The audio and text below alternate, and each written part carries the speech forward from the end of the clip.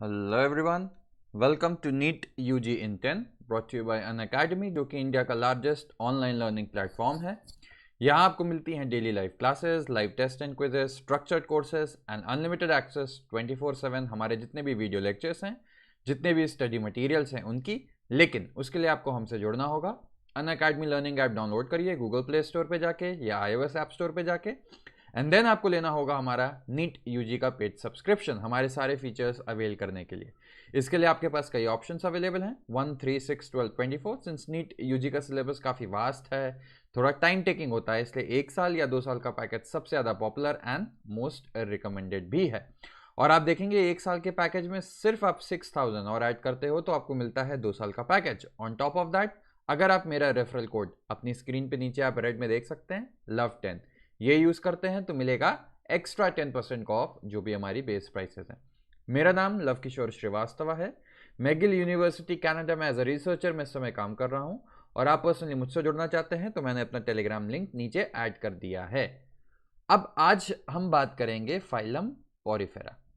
ठीक है, अब तक हमने लास्ट उसमें देखा था, जो लास्ट लेक्चर था, कि जितने भी ऑर्गेनिज्म, जितने भी एनिमल्स हैं, उनको अलग अलग टाइप्स के क्लासिफिकेशन में डिवाइड किया गया।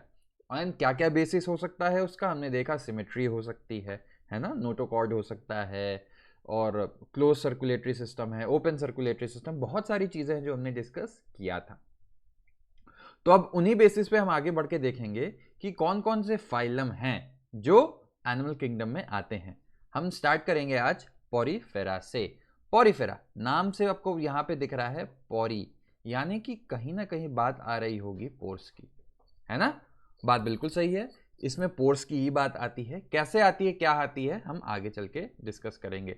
तो ये जो आप फिगर्स देख रहे हैं, जिसमें आप देखेंगे साइकॉन है ये पहला वाला, फिर है यू स्पॉन्जिया, स्पॉन्जिला, ये सब एग्जाम्पल हैं हमारे पोरिफेरा के। ठीक है, अब हम डिस्कस करेंगे पोरिफेरा में है क्या क्या। सबसे पहली बात, इंपॉर्टेंट चीज, कि मेंबर्स, और जितना भी ये बेसिकली आपकी एनसीईआरटी इसमें ऑलमोस्ट पूरी कवर है। ठीक है, तो ये नीट यूजी इन 10, ये जो वीडियोस हैं आपको, आपका एकदम क्विक पॉकेट साइज रिवीजन है, बेसिकली आपकी एनसीईआरटी जितनी है। ठीक है, एक्स्ट्रा आपको पढ़ना है और डिटेल्स जाननी है तो आप अनअकैडमी के प्लेटफॉर्म पे आना, वहां पे मैं एनिमल किंगडम के वीडियोस जल्दी लाऊंगा जिसमें डिटेल में हम और डिस्कस करेंगे, जिसके वीडियोस भी लंबे होते हैं। ठीक है, तो अब बात करेंगे members of this phylum are commonly known as sponges. ठीक है, तो एक चीज आपको यहां बिल्कुल फैक्ट्स हैं, इसमें बहुत ज्यादा दिमाग लगाना ही नहीं है, छोटे छोटे पॉइंट्स है, हाँ याद रखना होगा क्योंकि एग्जाम में एनिमल किंगडम से क्वेश्चन आएंगे ही आएंगे। और एनसीईआरटी आप जानते हैं, एनसीईआरटी से ही सारे क्वेश्चंस मोस्टली बनते हैं, तो आपको ये जितने भी पॉइंट्स है ध्यान से देखना है। तो सबसे पहले आपने देखा स्पॉन्जेस बोलते हैं, तो अगर आपसे एग्जाम में पूछता है स्पॉन्जेस किस फाइला को कहा जाता है, किस फाइला के एनिमल्स को कहा जाएगा, तो पोरिफेरा होगा उसका आंसर। ठीक, अब दूसरी बात, इनकी कैरेक्टरिस्टिक्स आप देखिए। They are generally marine. Marine का क्या मतलब होगा, सॉल्ट वाटर। जितने सीज या ओशंस का जो भी पानी होता है वो सॉल्ट वाला होता है। ठीक है, आपने देखा होगा, मूवीज में भी देखा होगा। और फ्रेश वाटर क्या होता है, जो आपके रिवर्स में हो गया, पॉन्ड्स में हो गया। अब हमारे यहाँ गंगा नदी है, ठीक है, गंगा नदी का पानी आप सीधे पी सकते हो क्योंकि उसमें नमक नहीं होता। लेकिन जो सी हो गई, ओशंस हो गया, उनका पानी आप सीधे नहीं पी सकते क्योंकि इसमें नमक रहता है।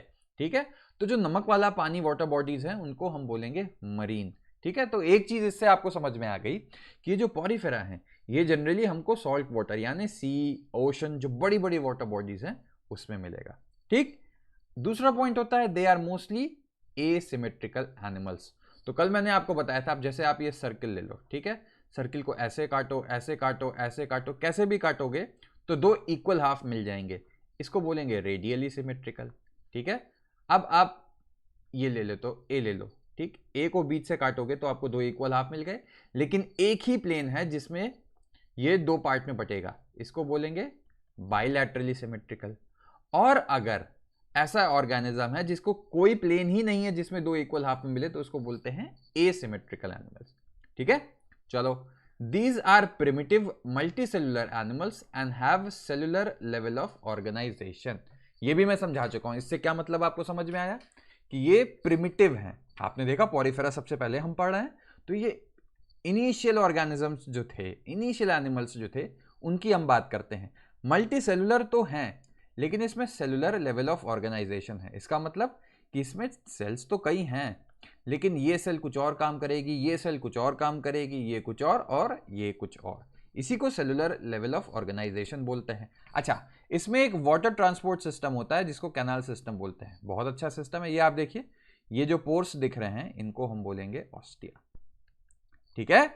और ये जो ऊपर ओपनिंग है इसका नाम आता है ऑस्कुलम, ठीक। तो क्या होगा, अभी आपको बताया ये पानी में है, तो पानी में जितने छोटे मोटे जो इसका खाना पीना है, न्यूट्रिशन है, मिनरल्स हैं, वो क्या होगा इस ऑस्टिया से, और अंदर बीच में इसके एक कैनाल होती है, ठीक है, खाली सिस्टम होता है जिसको क्या बोलेंगे, ये देखिए माइन्यूट पोर्स तो आपको बता दिया मैंने, ऑस्टिया समझ में आ गया होगा।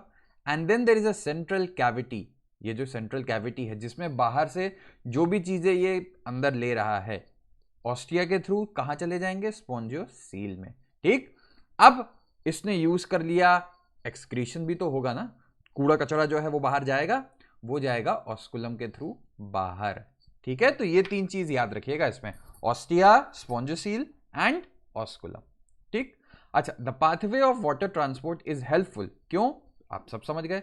फूड गैदरिंग, जो छोटा मोटा खाना है इसका होगा, respiratory exchange, gases and removal of waste. Waste तो प्रोड्यूस होगा ही होगा, जब खाना खा रहा है तो कुछ खाना 100% तो यूटिलाइज नहीं करता ना, तो जो कुछ कूड़ा कचरा बचेगा, बेकार की चीजें, उसको बाहर फेंकना होगा, ठीक है। इसके लिए क्या है, ऑस्कुलम आपने देखा, ठीक है। तो ध्यान रखिएगा एक एक चीज इसका काम क्या है। और इसमें एक स्पेशलाइज्ड सेल्स मिलती हैं, जैसे आपको बताया था कि ये सेलुलर लेवल ऑफ ऑर्गेनाइजेशन है, तो इसमें कुछ सेल्स हैं जिनका अलग अलग काम होगा। इसमें सबसे इंपॉर्टेंट सेल्स जो होती हैं उसका नाम होता है कोएनोसाइट्स, या इसी को बोलते हैं कॉलर सेल्स।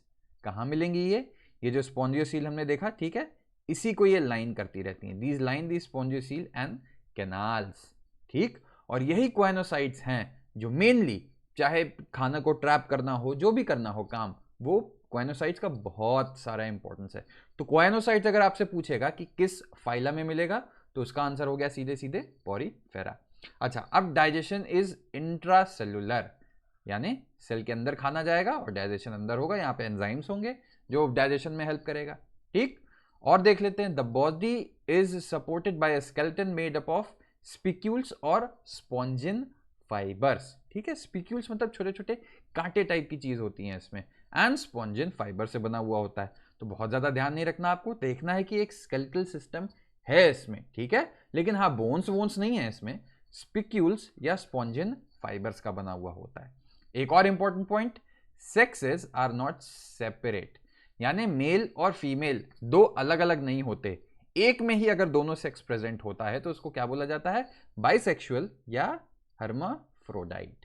याद रखना, हर्माफ्रोडाइट का क्या मतलब होगा, जब दोनों सेक्स एक साथ एक ही एनिमल में प्रेजेंट हो, यानी कि क्या होगा, एग और स्पर्म एक साथ प्रोड्यूस होंगे, एक ही इंडिविजुअल प्रोड्यूस कर सकता है क्योंकि मेल फीमेल एक ही में प्रेजेंट है, ठीक है। अब sponges reproduce asexually by fragmentation and sexually by formation of gametes. आपने देखा एग और स्पर्म बन रहा है, एग और स्पर्म बन रहा है तो मतलब सेक्सुअल रिप्रोडक्शन तो होता ही होगा, तो फॉर्मेशन ऑफ गैमीट्स से। लेकिन इंटरेस्टिंग बात है कि एसेक्सुअली फ्रैगमेंटेशन से भी, फ्रैगमेंट मतलब इसका कोई टुकड़ा कट के गिर गया, एंड वो एसेक्सुअली पूरा का पूरा नया ऑर्गेनिज्म बना सकता है। अच्छा, अब फर्टिलाइजेशन इंपॉर्टेंट चीज है, ये याद रखना, सिंस ये एक ही एनिमल है, ठीक है, इसी में मान लो ये मेल है ये फीमेल है, तो कहीं स्पर्म बाहर जाने की जरूरत तो है नहीं, ओवा बाहर जाने की जरूरत तो है नहीं, इसने स्पर्म दिया, इसने ओवा लिया, तो एक ही ऑर्गेनिज्म के अंदर फर्टिलाइजेशन हो जा रहा है। That is why fertilization is internal and the development is indirect, having a larval stage, ठीक है, which is morphologically distinct from adult. Indirect का क्या मतलब होता है, एक लार्वल स्टेज होती है पहले, ठीक, फर्टिलाइजेशन हुआ, इससे जो भी ऑर्गेनिज्म बना है, जो भी बच्चा टाइप चीज बनी, वो डिफरेंट होती है अडल्ट से, ठीक है। इसीलिए आप देखा मॉर्फोलॉजिकली डिस्टिंक्ट फ्रॉम अडल्ट, तो इसी स्टेज को हम बोलते हैं लार्वल स्टेज। फिर लार्वल स्टेज से मॉडिफिकेशन हो के फाइनली वो अडल्ट बनेगा। एग्जाम्पल इसके देख लो, पहले ही बताया, साइकॉन, स्पॉन्जिला एंड यूस्पोंजिया। स्पॉन्जिला इसलिए इंटरेस्टिंग है कि ये फ्रेश वाटर स्पॉन्ज है। तो आई होप कि एक आइडिया आपको लग गया हो। वीडियो पसंद आया लाइक करो, सब्सक्राइब करो, लव 10 कोड यूज करके अनअकैडमी से जुड़ो, एंड थैंक यू। मिलते हैं नेक्स्ट लेक्चर में।